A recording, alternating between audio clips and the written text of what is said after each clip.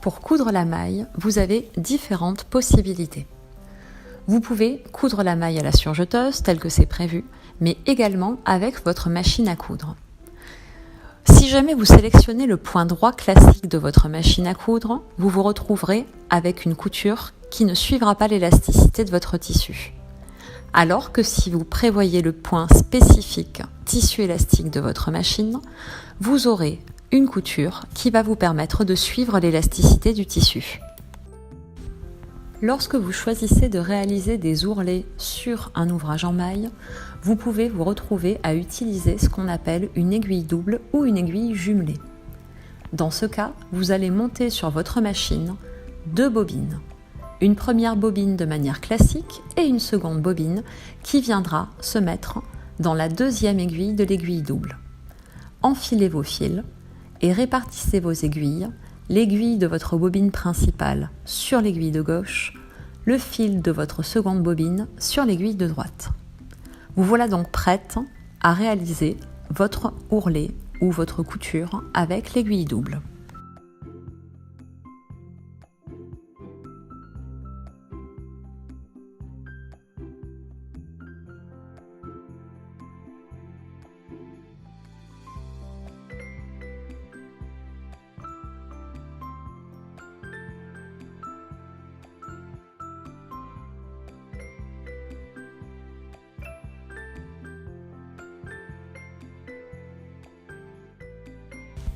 Et voici ce que vous obtenez quand vous piquez à l'aiguille double.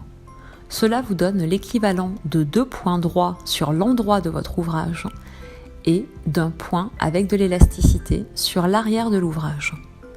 Pensez donc, quand vous viendrez coudre avec une aiguille double, à toujours coudre sur l'endroit de votre vêtement.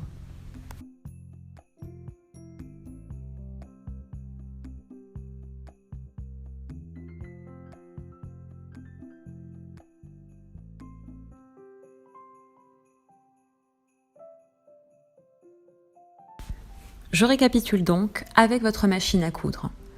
Cousez vos coutures d'assemblage avec votre point élastique. Cousez votre couture d'ourlet avec votre aiguille double. Je vous propose aujourd'hui un tuto autour de la version top encolure ronde de Ludmilla. Positionnez votre buste devant sur votre buste dos, endroit contre endroit, et épinglez par les épaules uniquement.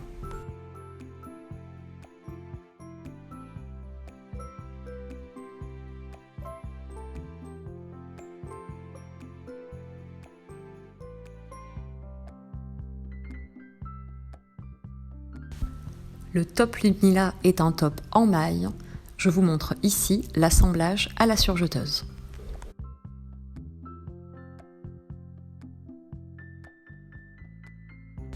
Déployez votre vêtement sur l'envers, devant et dos. Vous avez donc votre vêtement qui est à plat. Vous allez venir assembler votre manche. Vous avez un cran tête de manche qui correspond à la couture épaule, 2 crans pour le devant et 1 cran pour le dos. Épinglez votre manche sur votre emmanchure déployée en commençant par les repères remarquables, le cran tête de manche, les 2 crans de devant, les extrémités des pièces, le cran dos et l'extrémité du dos, puis rayonnez sur toute la longueur de l'emmanchure.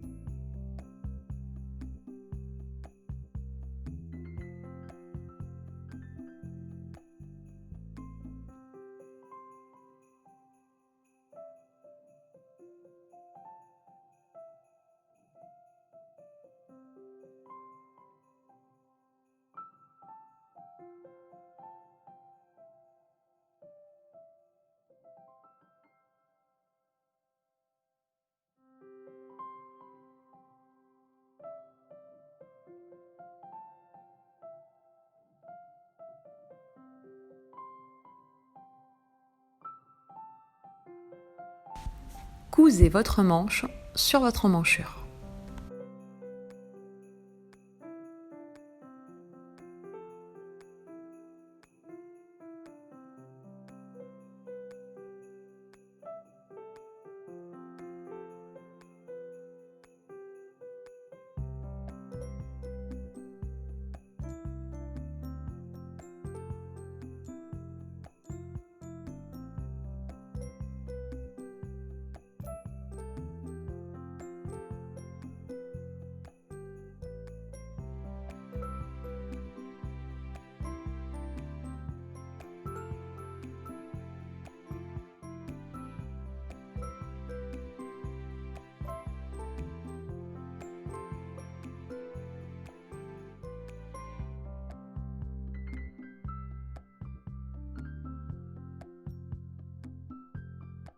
Voici donc le résultat une fois la manche assemblée.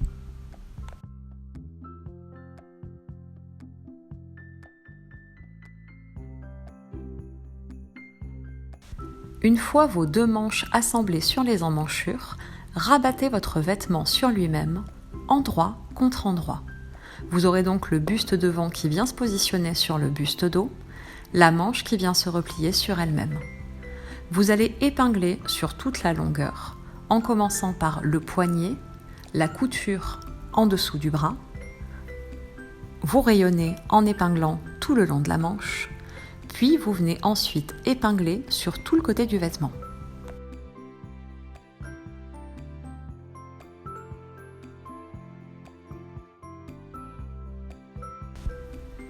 Cousez en partant du poignet.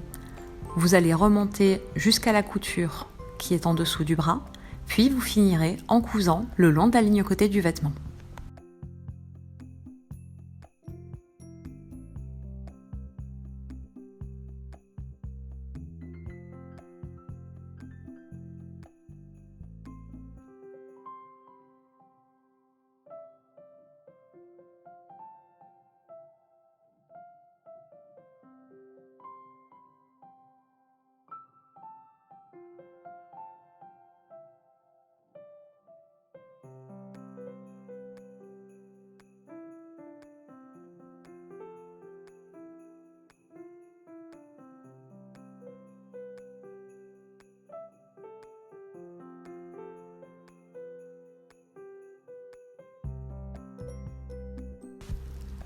Nous sommes ici sur la version encolure ronde. Rabattez votre bande d'encolure sur elle-même, endroit contre endroit, et épinglez-la bord à bord. Assemblez votre bande d'encolure. Repassez bien cette couture afin de bien l'écraser. Vous viendrez ensuite replier sur elle-même votre bande d'encolure envers contre envers et bord à bord.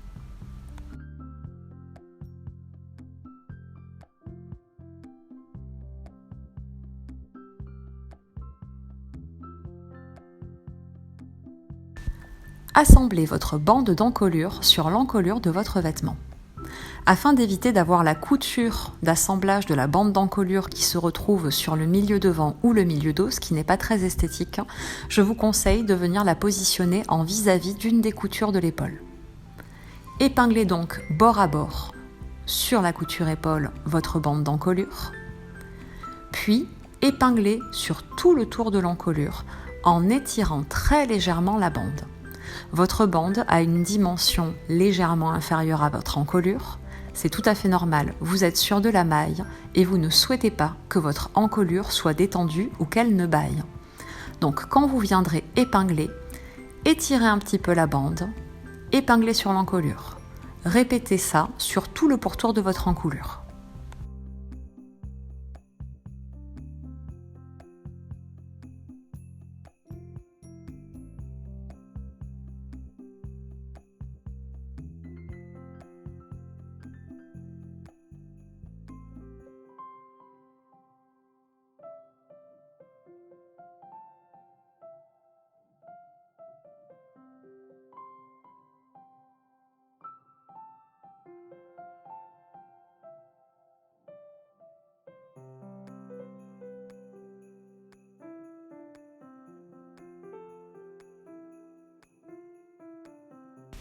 Et voilà le résultat. Comme vous pouvez le constater, on a un très léger effet froncé au moment d'épingler.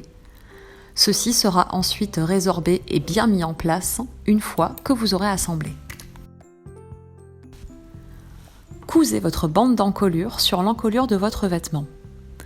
N'hésitez pas à très légèrement étirer le vêtement afin qu'il vienne se mettre à la dimension de la bande d'encolure. Ne tirez pas trop fort, vous ne devez pas contraindre le passage sous la machine.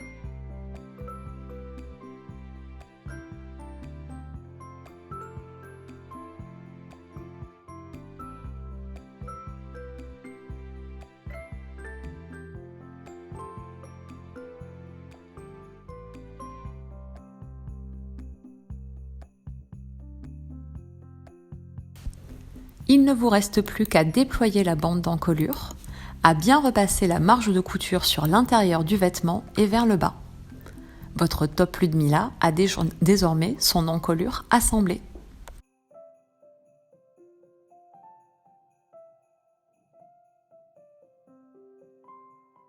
Pour l'ourlet bas du vêtement et l'ourlet bas des manches, je vous propose de faire un ourlet piqué à l'aiguille double. Rabattez une première fois sur 1 cm le bord de votre vêtement sur lui-même. Rabattez une seconde fois sur un peu plus d'1 cm, puis venez épingler. Vous pouvez le constater ici, j'utilise un tissu particulièrement compliqué et qui ne marquera pas bien au fer à repasser. Si ce n'est le cas, ce n'est pas grave, prenez le temps de bien épingler. Vous pouvez même, si vous le souhaitez, battir pour stabiliser votre rentrée de couture.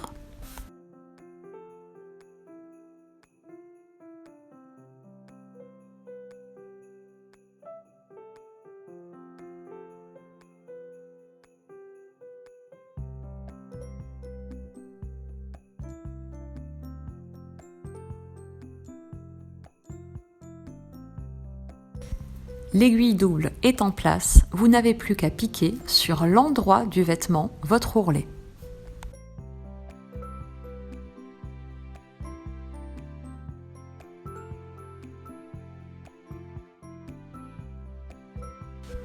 Et voici le résultat en gros plan.